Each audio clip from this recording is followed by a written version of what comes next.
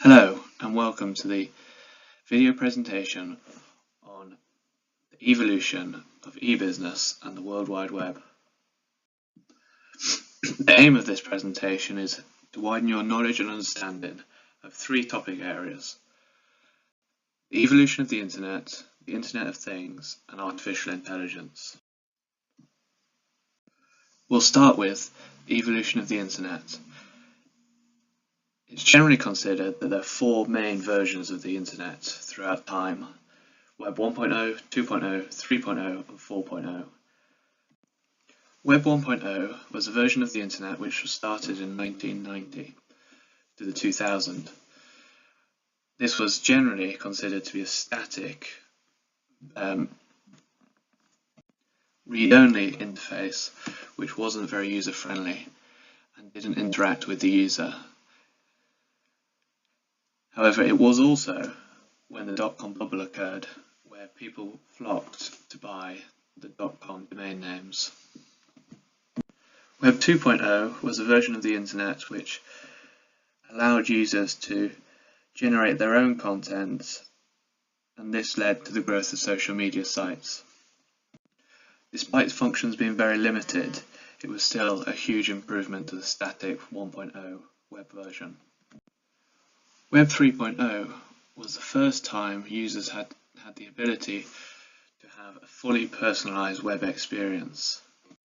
This, coupled with the real-time information that social media sites and news feeds could provide, meant that users were able to have a really good web experience compared to how it first started out in 1990. As well as this, Web 3.0 was the first time contextual searching was available, which meant using data provided by the user, it came up with better search results. Today, however, we have Web 4.0, which is a step further than Web 3.0. And the biggest difference is that the web has become more and more portable and accessible. It can interact with most devices and even some ordinary everyday objects, which we now call smart devices.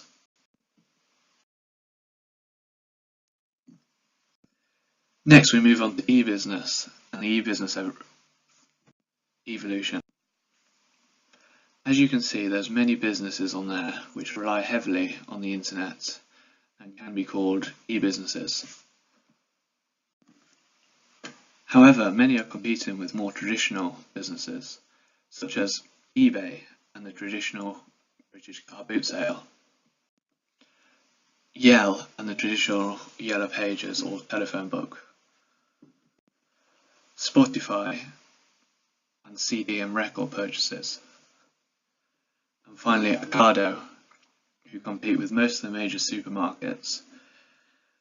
Despite the major supermarkets doing their own delivery services, Ocado is solely online and solely deliverable, which gives them greater functionality.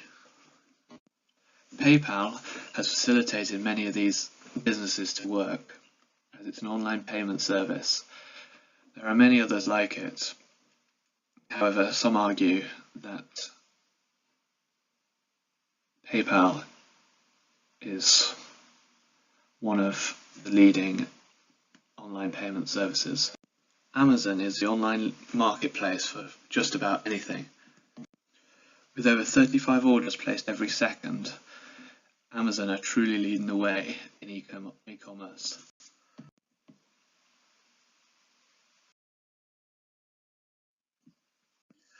The Internet of Things.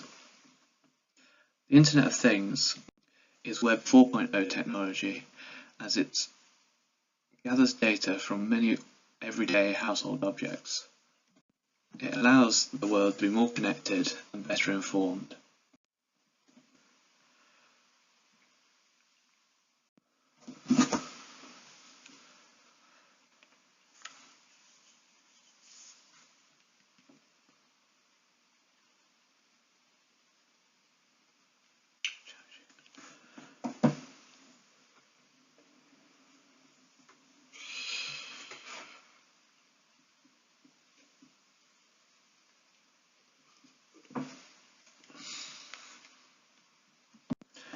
Any object, would you believe it, can become a smart device. All you will need is the device itself, a sensor, a processor, a network connection, and somewhere to store the data once it's been gathered, such as cloud storage. The uses for this technology are supposedly endless. Recently we've seen a smart fridge, a smart printer, smart cars, driverless cars, which all connect to the internet and produce data to enable the user to be better informed. In business, we can also see supply chains which are fully automated, warehouses that use QR readers and are also fully automated, as well as manufacturing lines with elements of smart devices within them. However, this does create also business opportunity, as customers can now buy products which have add-ons and lock-ins.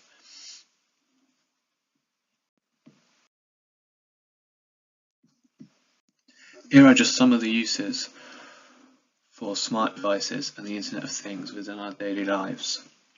So we've got a printer which you pay for each sheet that you print. You have a fridge that uses sensors to order food when it's running low on stock. A fully automated warehouse, as well as a fully automated supply chain and warehouse distribution center. Finally, we move on to artificial intelligence. Artificial intelligence is where computer systems are able to perform tasks without human intelligence. Artificial intelligence comes in two forms, which is narrow and general intelligence. Narrow is where the computer has the ability to perform one action, which has been programmed to do that one action, such as factory automation and factory welders. General intelligence is where machine learning comes in, and the computer has the ability to learn and learn steps, learn from its mistakes, and inevitably getting faster and more powerful as it's able to learn as a human would. To create artificial intelligence, there are hundreds of complex algorithms which create a reasoning based on the data which it receives. This reasoning allows the robot or any other computer device to make decisions on behalf of the user based on the data that it receives. Here again are just some of the ways that artificial intelligence can be used, and you will see in a lot of your daily lives. So we have a self-checkout, which removes the need for a human interaction.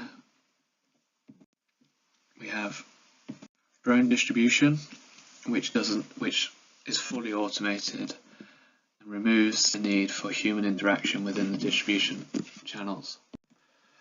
We have a car manufacturing plant, which again removes human interaction with the car, removing errors. Driverless car. Google have recently brought out a prototype of a driverless car, which should, after rigorous testing, be heading to a street near us soon. As well as finally, automated lawn mowing technology. The benefits of this are that it can work when humans are not willing to work, such as at night.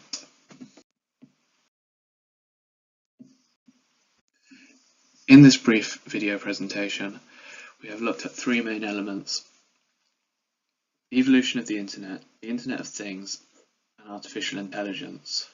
We have also looked at many examples within these topics, which should help you for further reading.